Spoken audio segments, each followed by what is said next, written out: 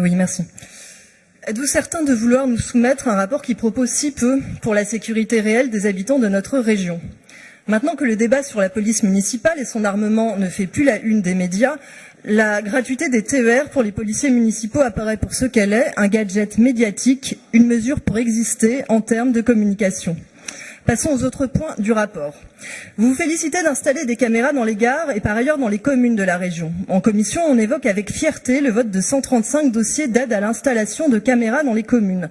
J'ai récemment demandé à consulter les dossiers réalisés, entendre des travaux commencés et des factures fournies à la région pour paiement. Je m'attendais à y passer la journée. Or, j'ai été surprise de voir que sur les 135 dossiers votés en commission sécurité, seulement une douzaine étaient en cours de réalisation. Une douzaine de communes, cela ne nécessite peut-être pas tant d'autosatisfaction dans les médias. Bien sûr, quand je vois certains villages non loin de chez moi, en zone rurale, demander l'installation de caméras de vidéosurveillance entre les champs et la mairie, je ne m'étonne pas que finalement, les maires ne se mettent pas en frais pour conduire ces projets qu'ils doivent financer pour moitié. Une bonne partie d'entre eux se rend probablement compte qu'ils ont mieux à faire avec l'argent public.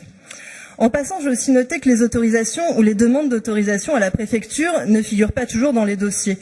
C'est un peu gênant car ce sont ces documents qui sont censés valider la nécessité de ces caméras et le respect de la vie privée. En bref, ces installations de caméras sont de l'esbrouffe médiatique. Vous ne nous proposez d'ailleurs aucune évaluation fiable de leur impact. Car la vidéosurveillance n'est pas de la vidéoprotection comme vous l'annoncez, c'est là de la malhonnêteté sémantique.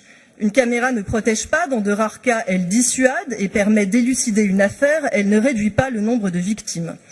Reste le troisième point de ce rapport, 1 million d'euros pour aider les communes à installer des plots anti-voitures béliers. Et la surprise, nous remarquons enfin une mesure simple et utile, une mesure attendue, car jusqu'à aujourd'hui, les lycéens n'étaient pas protégés, et ce malgré les énormes investissements sur des portiques de sécurité, eux aussi très médiatiques, mais qui se sont, dans le réel, transformés en tourniquets mal conçus.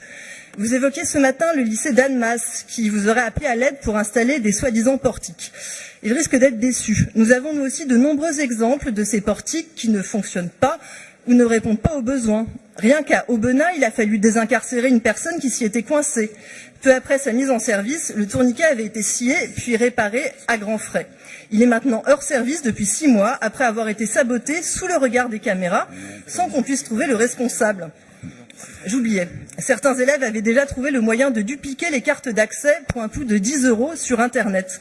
Ces installations ont pourtant coûté plus de 300 000 €. Et puis là-bas comme ailleurs, aux heures de pointe, les équipes sont forcées d'ouvrir les portails voitures pour absorber le flux des élèves.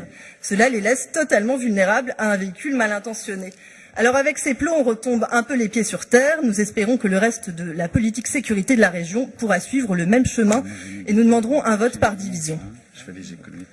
Merci beaucoup.